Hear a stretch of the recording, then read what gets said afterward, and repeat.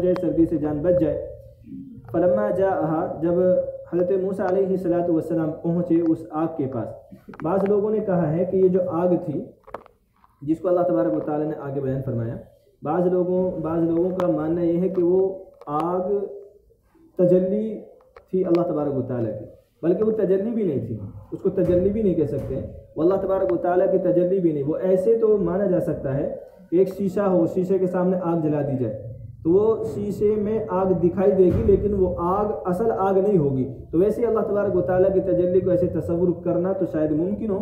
इसके अलावा कोई आदमी ये कहें कि खुद अल्लाह तबारक व तआला उस आयत, चूँकि जो आयत पहले उसका तर्जमा कर लें, फलम्मा जाअहा, जब हज़रत मूसा अलैहिस्सलातु वस्सलाम उसके पास आए, नूदिया अंबूरी का मनफिन्ना, तो आवाज़ दी गई, उस आग के अंदर से आवाज़ आई, या ये कि उस आग जिधर वो आग थी उधर से आवाज़ आई, अंबूरी का मनफिन्ना, कि बरकत दी गई है इसमें जो आग में है, वो मन हौलहा, और जो आग के आसपास उसमें सब में बरकत दी गई है। तो बाज़ लोग इस आयत का मतलब ये निकाल लेते हैं कि आयत आग के अंदर ही अल्लाह तबारक व तआला थे, या आग के अंदर अल्लाह तबारक व तआला की तजल्ली थी।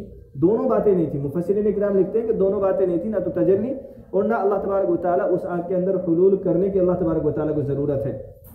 तो फिर क्या मतलब है कि जो आग में है उसमें बरकत दी गई है। तो मुफस्सिरीन इकराम ने लिखा है कि उस आग के अंदर होना, या तो हज़रत मूसा अलैहिस्सलाम को फरमाया गया है कि हज़रत मूसा अलैहिस्सलाम उस आग के अंदर हुलूल कर गए थे, आग के अंदर चले गए थे, तो फरमाया कि जो आग के अंदर है उसके अंदर बरकत है, और जो आसपास है फरमाया कि वो फरिश्ते थे, उनके लिए फरमाया कि उनके अंदर बरकत है। बाज़ लोगों ने कहा कि आग से मुराद फरिश्ते हैं, और आसपास जो थे वो हज़रत मूसा अलैहिस्सलाम थे, जिसके बारे में फरमाया अंबूरी का मनफिन्नार, कि बरकत दी गई है जो आग में है, व मन हौलहा, और जो उसके आसपास है। कहा सुब्हानल्लाहि रब्बिल आलमीन, और फरमाया कि अल्लाह की ज़ात पाक है जो आलमों का रब है। या मूसा, अल्लाह तबारक व तआला ने आवाज़ दी, ए मूसा, इन्नहु अल्लाहुल अज़ीज़ुल हकीम। इस चीज़ को क्यों नहीं मान सकते हैं कि वो आग के पास अल्लाह तबारक व तआला की तजल्ली हो? इसलिए कि अल्लाह तबारक व तआला ने दूसरी आयत में तमन्ना की थी कि या अल्लाह, आप मुझे अपना दीदार करा दीजिए ताकि मैं आपको देख सकूं। तो अगर अल्लाह तबारक व तआला की तजल्ली वहाँ देख ली थी, तो फिर हज़रत मूसा अलैहिस्सलातु वस्सलाम को ये दरख्वास्त करने की ज़रूरत नहीं थी कि आप मुझे दीदार करा दीजिए।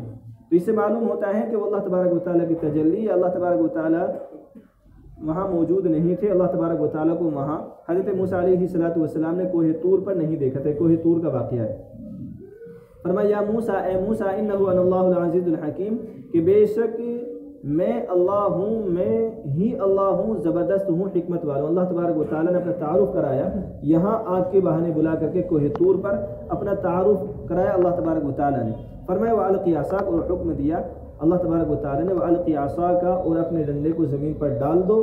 फलम्मा रआहा तहतज़्ज़ु, जब देखा हज़रत मूसा अलैहिस्सलातु वस्सलाम ने कि वो फनाने वाला सांप बन गया है, फना रहा है, कअन्नहा जान्नुन, गोया कि वो उसको डस लेगा, ऐसा ख़तरनाक सांप बना कि वो फुंकारे मार रहा है और वो डसने के लिए तैयार है। वल्ला मुदबिरा, हज़रत मूसा अलैहिस्सलातु वस्सलाम पीठ फेंक करके भागे, वलम युअक्किब, और ऐसे भागे कि पीछे मुड़ करके नहीं देखा, क्योंकि पीछे मुड़ करके देखने से भागने की जो रफ्तार है उसमें कमी आ जाती है। इसलिए हज़रत मूसा अलैहिस्सलातु वस्सलाम इतनी तेज़ दौड़े कि पीछे मुड़ करके नहीं देखा।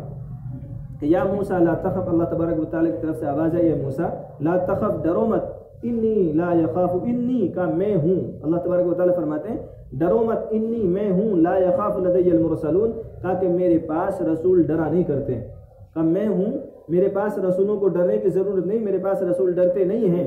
अल्लाह तबारक व तआला ने तसल्ली दी, कहा इल्ला मन ज़लम सुम्मा बद्दल हुस्नन बअद सू, फरमाया मगर वो जो ज़्यादती करे फिर उसके बदले नेकी करे बुराई के बाद।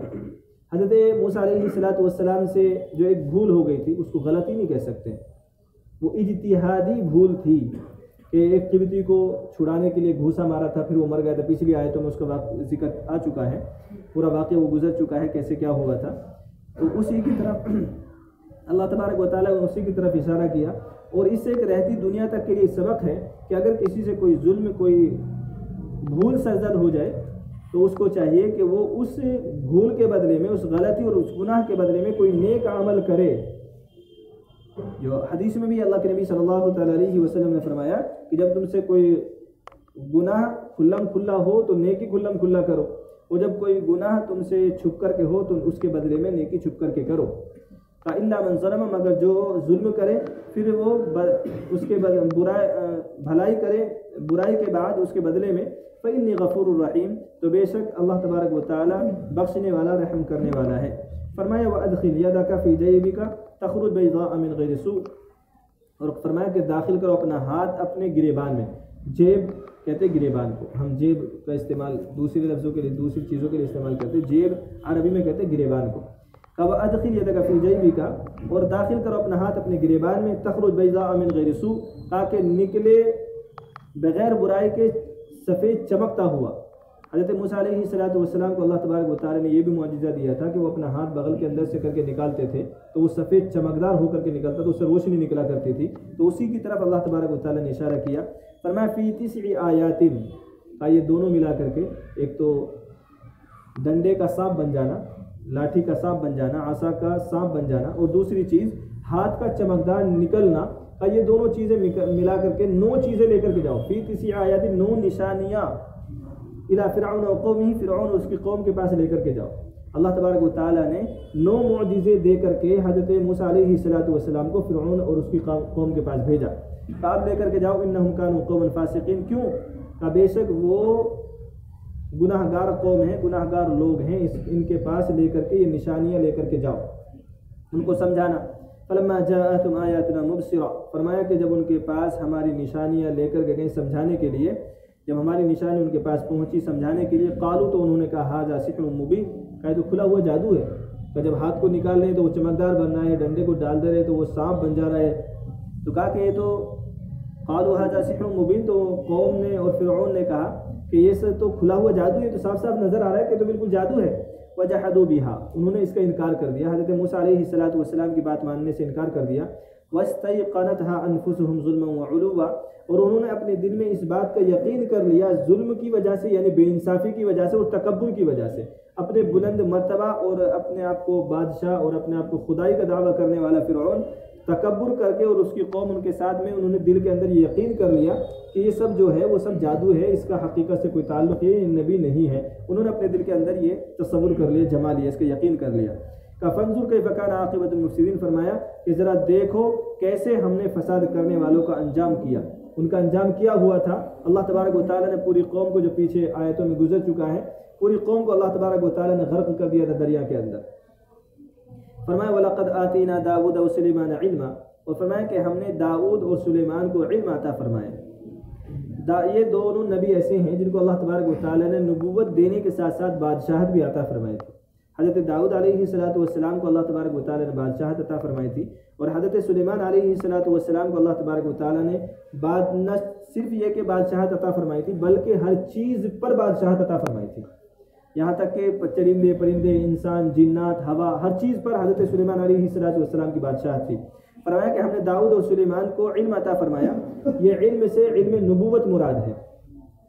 وقال الحمد للہ الذی فضلنا علی کثیر من عباده المؤمنین، تو دونوں نے یعنی حضرت داؤد اور حضرت سلیمان علیہ السلام نے کہا الحمدللہ الذی، تمام تعریف اس اللہ کے لیے ہے جس نے ہم کو اپنے ایمان والے بندوں میں سے بہت سو پر فضیلت عطا فرمائی. یہ تعریف کی اللہ تبارک و تعالیٰ کی دونوں نے مل کر کے، یہ تمام تعریف اس اللہ کے لیے ہے جس نے ہم کو اپنے ایمان والے بندوں میں سے بہت سو پر فضیلت عطا فرمائی. وورث سلیمان داؤد، اور سلیمان داؤد علیہ السلام کے وارث ہوئے. اللہ کے نبی صلی اللہ تعالیٰ علیہ وسلم نے ایک حدیث میں ارشاد فرمایا کہ نبی کا جو وارث ہوتا ہے وہ مال اور دولت وراثت میں چھوڑ کر کے نہیں جاتے ہیں، بلکہ وہ علم چھوڑ کر کے جاتے ہیں، نبوت چھوڑ کر کے جاتے ہیں. تو حضرت سلیمان علیہ السلام کو داؤد علیہ السلام کی وراثت میں جو ملی ہے وہ نبوت اور علم تھا. چونکہ جب حضرت داؤد علیہ السلام کا انتقال ہوا ہے تو حضرت داؤد علیہ السلام کے اس وقت 19 بیٹے تھے. اگر مال وراثت میں تقسیم ہونا مراد ہوتا تو پھر ان 19 کا بھی ذکر ہوتا. تو معلوم یہ ہوا کہ حضرت سلیمان علیہ السلام کو جو وراثت ملی ہے وہ علم اور نبوت تھا، وہ علم نبوت تھا. وورث سلیمان داؤد، اور یہ حضرت سلیمان علیہ السلام اللہ کے نبی صلی اللہ تعالیٰ علیہ وسلم سے 1700 سال پہلے آئے ہیں. اللہ کے نبی کی بعثت سے 1700 سال. یہود یہ کہتے ہیں کہ 1400 سال پہلے آئے ہیں. جبکہ صحیح یہ ہے کہ 1700 سال پہلے حضرت سلیمان علیہ السلام گزرے ہیں. فرمایا وورث سلیمان داؤد، اور سلیمان داؤد علیہ السلام کے وارث ہوئے. وقال یا ایھا الناس، اور فرمایا حضرت سلیمان علیہ السلام نے یا ایھا الناس، اے لوگو، علمنا منطق الطیر، ہم کو سکھا دی گئی ہے پرندوں کی بولی، یعنی ہم پرندوں کی آواز سمجھتے ہیں. وَأُوتِينَا مِن كُلِّ شَيْءٍ، اور ہم کو عطا کی گئی ہر چیز ہمیں عطا کی گئی ہے، وہ جو بادشاہت چلانے میں آسان ہو. ہمیں وہ سب کچھ سکھا دیا گیا ہے جس سے ہم بادشاہت چلا سکتے، بادشاہت کر سکتے، سلطنت چلا سکتے ہیں.